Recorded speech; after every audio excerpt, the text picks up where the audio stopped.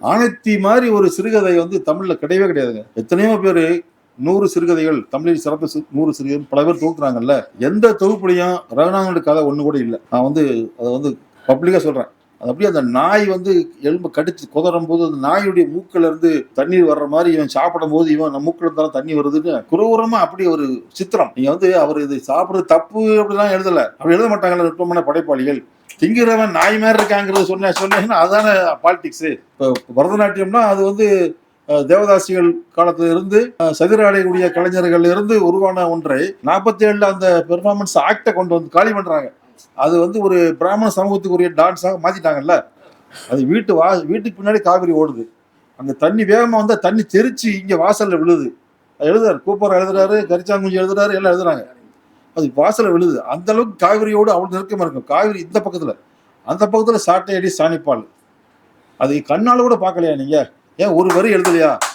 இதுலதான் அம்பையுடைய கதையில 4 கதை இந்துத்துவக்கு எதிராக, RSSக்கு எதிராக 4 கதை எழுதிருக்காங்க அம்பை. நம்ம இது வரைக்கும் படிக்கவே இல்லை இந்த கதையை. ஏன்னா அவங்க காலச்சூழல எழுதிட்டாங்க. அதை போய் நம்ம எப்படி படிக்கிறது? இதெல்லாம் நமக்குள்ள இருக்கிற மனத்தடைகள்.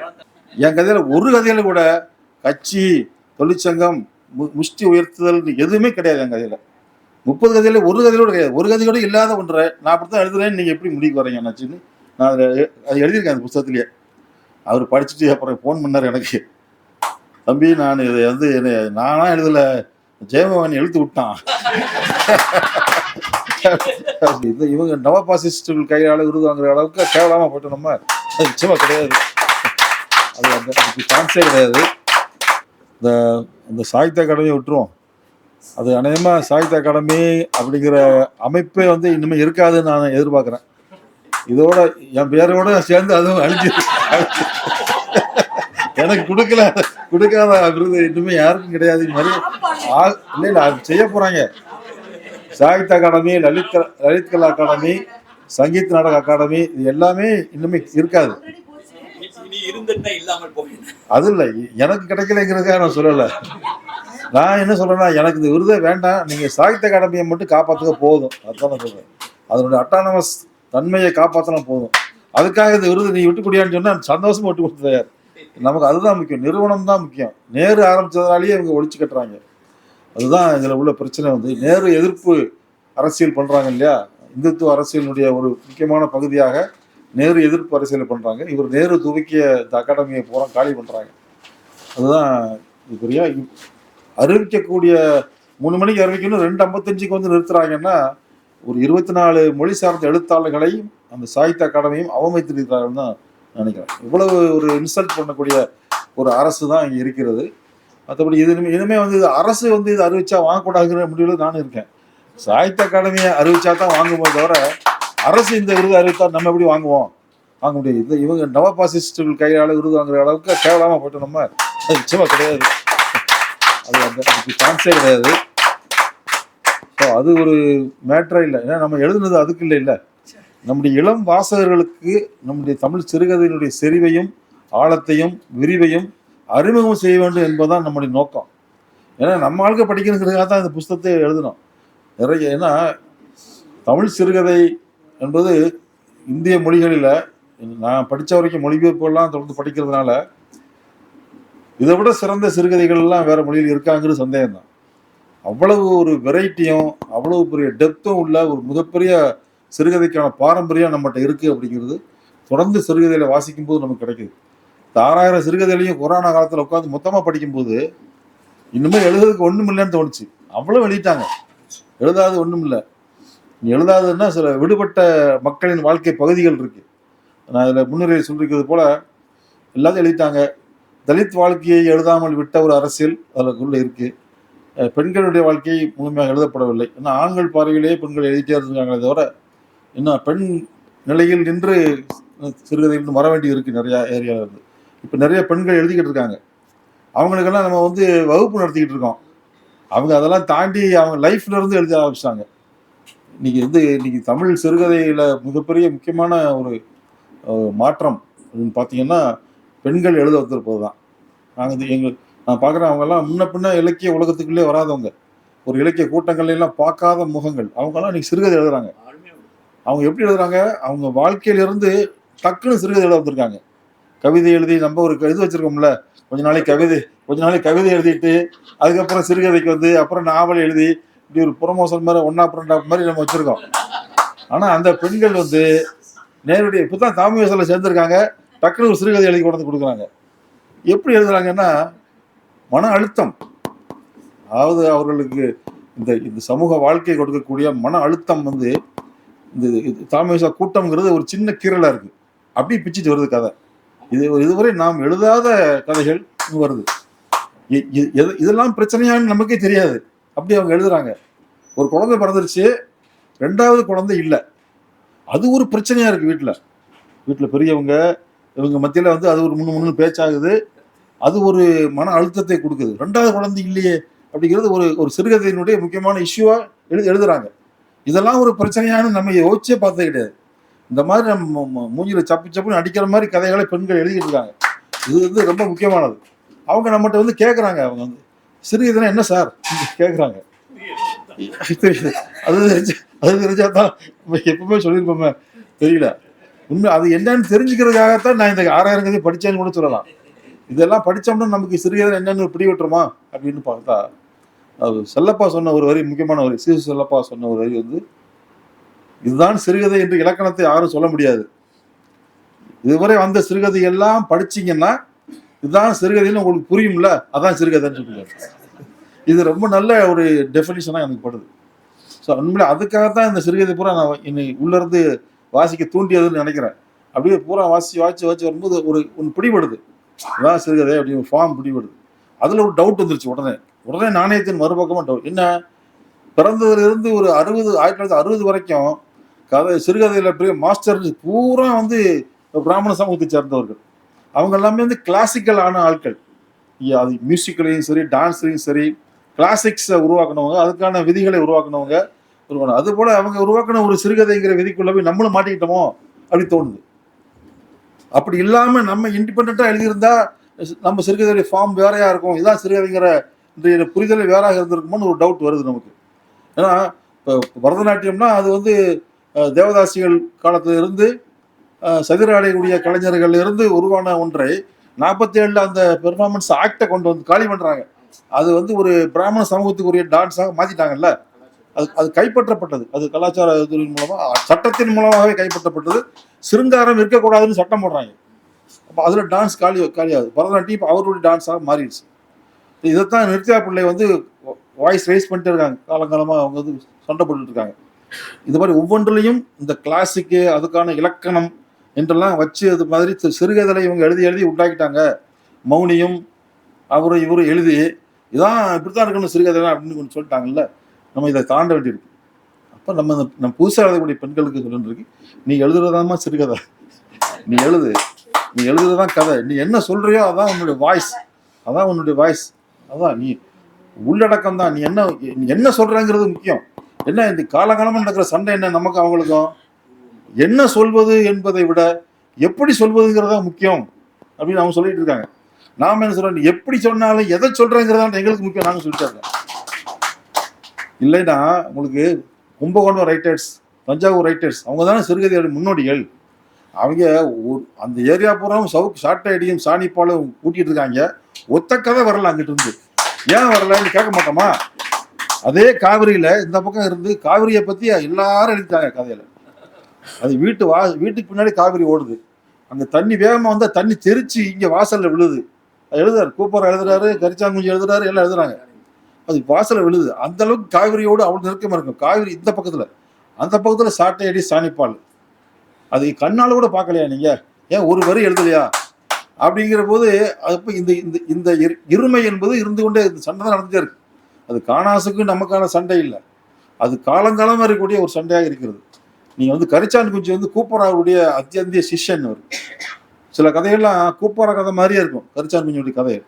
அவர் ஒரு கதை எழுதியிருக்காரு, நான் அது ஊரா சொல்லிக்கிட்டு இருக்கேன். இப்ப அது இன்னும் யாரும் அதை எடுத்து பேச மாட்டேங்கிறாங்களே, வருத்தமா இருக்கு. ஆமா, நல்ல சகனம் தானான ஒரு கதை எழுதியிருக்காருங்க, கரிச்சான் குஞ்சி எழுதியிருக்காரு.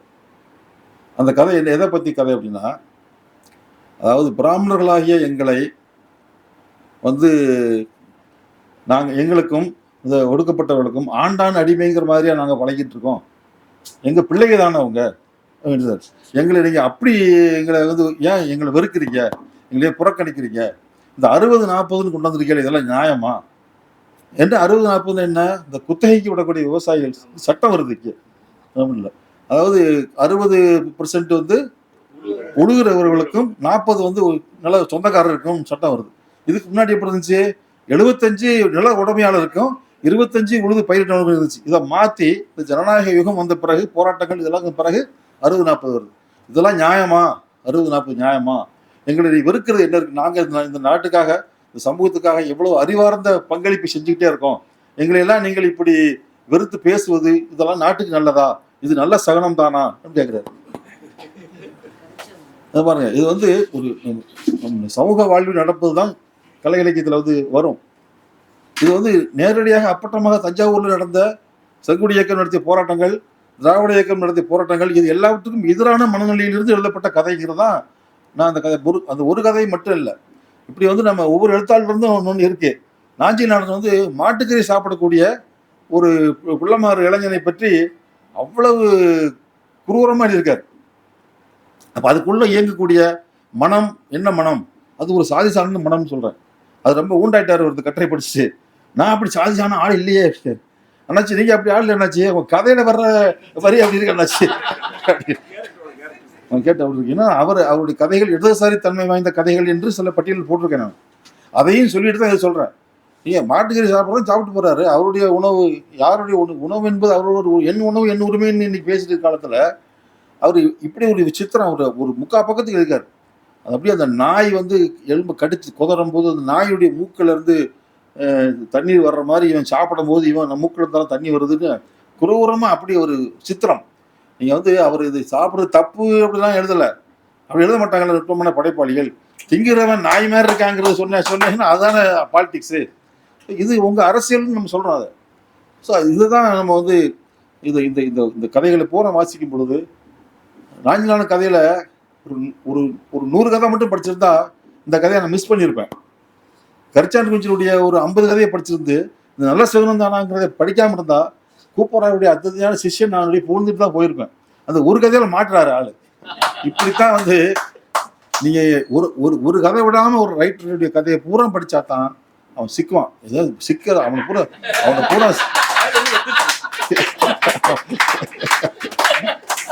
அதுக்காகவாவது நம்ம நேரத்தை செலவழிச்சு படிச்சு ஆக வேண்டிய ஒரு கட்டாயம் இருக்கு.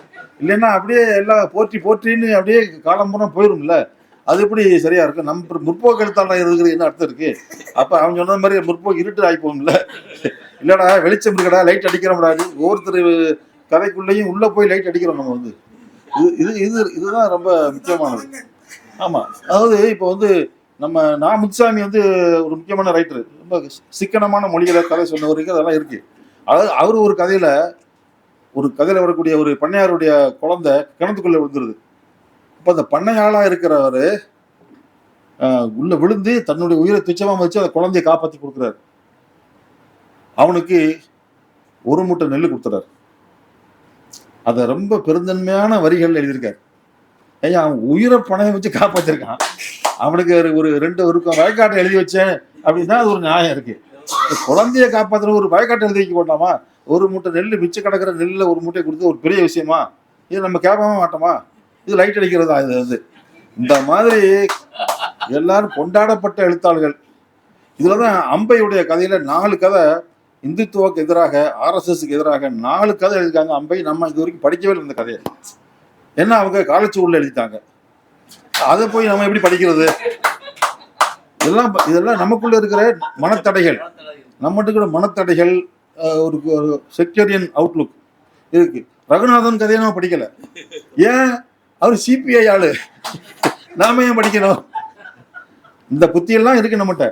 இது எல்லாத்தையும் நீங்க களைஞ்சிட்டு கதையா பாருங்க. முதல்ல படிக்கும்போது திரும்ப ஒருக்கு படிங்க. அப்ப நீங்க அரசியலா படிங்க, என்ன லைட் அடிங்க, அப்புறம் அடிங்க.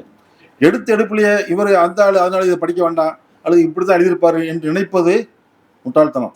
அது நம்முடைய பார்வை கிடையாது. அது ஒரு முற்போக்கான டைலக்டிக்கலான பார்வையும் கிடையாது. இப்போ 2வது வால்யூம் இருக்கு. 2வது வால்யூம் அடுத்து எழுத போறேன். ஜெயமோகனை பத்தி கண்டிப்பா எழுதுவேன், புறக்கணிக்க மாட்டேன். அது எப்படி அவனை விட முடியும்? எவ்வளவு எழுதியிருக்கான், எப்படி விட முடியும்? எவ்வளவு உள்ள பாலிடிக்ஸ் இருக்கு. அது நம்ம அது அது அது லைட் அடிக்கணும்ல. நமக்கு லைட் அடிக்கிறது நோக்கம் இல்லை. 6000 கதைகளும் கொடுத்த இன்பத்தை நுகர்ந்து விட்டுத்தான் பேச்சுக்களை பார்க்கணும். நம்ம இலக்கியத்தை முதல்ல இலக்கியமாக வாசிக்க வேண்டும். அதுக்கு மேற்கொண்டுதான் அதில் என்ன அரசியல் நம்ம பார்க்கணும். முதல்ல அது வந்து நம்முடைய மனதை தொடுகிறதா, வாழ்வை பேசுகிறதா, அந்த அந்த வாழ்க்கையை. ஏன்னா நான் எப்பவுமே ஒரு ஒரு இலக்கியத்துக்கு வச்சிருக்கிற அளவுகோல் என்னன்னா, வாசிக்க ஆரம்பிக்கும் போது அது கதை நாம் வாசிக்கிறோம் அப்படிங்கிற உணர்வு இருக்கும். 4 வரி வாசித்த பிறகு இதெல்லாம் மறைஞ்சு போய் நாம் அதுக்குள்ளே இருக்கணும். நாம் அதுக்குள்ளே போயிடும். நாமளும் கதையும் வேற இல்லைங்கிற இடத்துக்கு நம்மளை கொண்டு போச்சுன்னா அது சிறந்த கதை. அது அதுக்குள்ளே என்ன சொல்லுதுங்கிறது நம்ம ரெண்டாவது மீண்டும் மீண்டும் வாசிக்கும் போது அதை யோசிக்கும் போது, ஒரு கதையை 10 தடவை வாசிக்க முடியல, ஆனால் 10 தடவை யோசிக்கலாம்ல.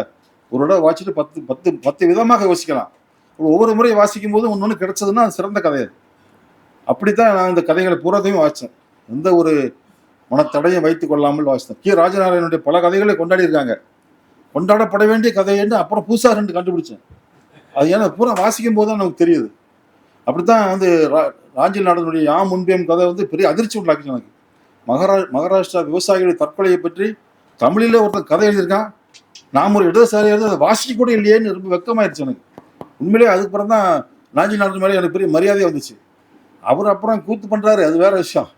அதே சண்டை போடுவோம் இல்லை. அவர் பாட்டுக்கு சொல்றாரு, எல்லாம் இடதுசாரி எல்லாம் வந்து அவங்க ஒரு கட்சி பிரச்சாரமாக தான் எழுதுவாங்க கதையில். மேலாண்மை படிச்சாமி தமிழ் செல்வன்லாம் அப்படி தான் எழுதுறாங்கன்னு அவர் வாட்டி பேட்டி கொடுக்குறாரு. நான் அண்ணாச்சி இப்படி செய்யலாமா, அது நியாயமா? நீங்கள் ஒரு பெரிய ஆள், ஒரு சிறுகதையில் உங்களுக்கு பெரிய ஆள்னு வச்சுருக்கோம் நாங்கள். நீங்கள் எங்கள் கதையெல்லாம் படித்து நல்லா இல்லைன்னு சொல்லுங்கள், அதை ஏற்றுக்கிறோம். படிக்காமலே எழுதுறேன் அண்ணாச்சி. நான் 30 கதை தான் எழுதியிருக்கேன் வாழ்க்கையிலே மொத்தத்துலேயே. 30 கதையிலே ஒருத்த கதையை நீங்கள் படிக்கலையே. என் கதையில் ஒரு கதையில் கூட கட்சி, தொழிற்சங்கம், முஷ்டி உயர்த்துதல் எதுவுமே கிடையாது என் கதையில். 30 கதையில ஒரு கதையோட கிடையாது. ஒரு கதை கூட இல்லாத ஒன்றை நான் அப்படித்தான் எழுதுறேன்னு நீங்கள் எப்படி முடிவுக்கு வரீங்க அண்ணாச்சின்னு நான் அது எழுதியிருக்கேன் அந்த புத்தகத்திலேயே. அவர் படிச்சுட்டு அப்புறம் ஃபோன் பண்ணார் எனக்கு, தம்பி நான் இதை வந்து நானா எழுதலை, ஜெயமோகன் எழுத்து விட்டான்.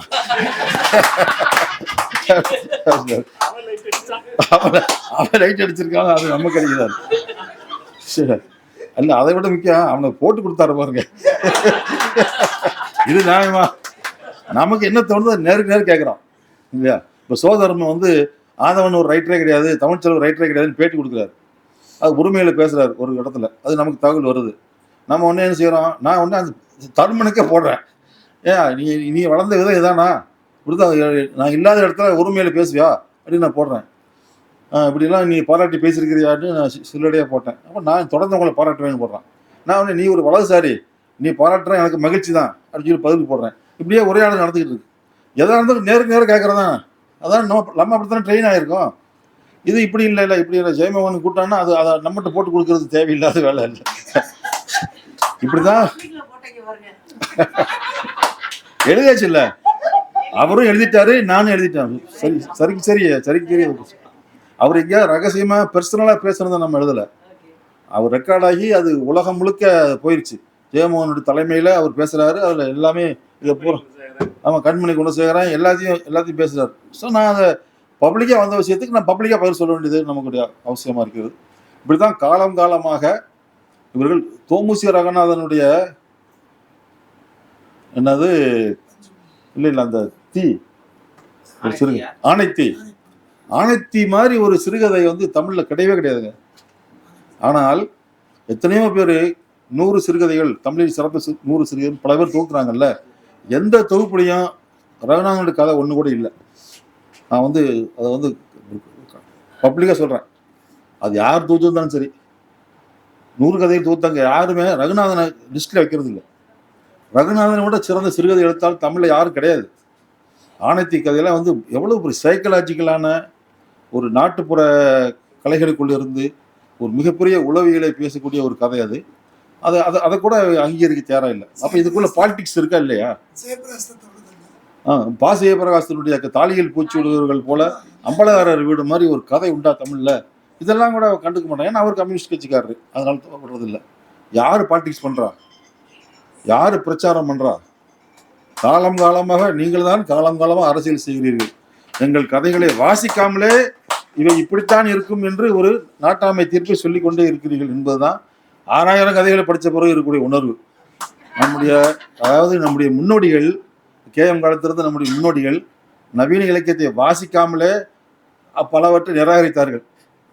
நாம் 6000 கதையை வாசித்து விட்டு நிராகரிக்கிறோம். நன்றி, வணக்கம்.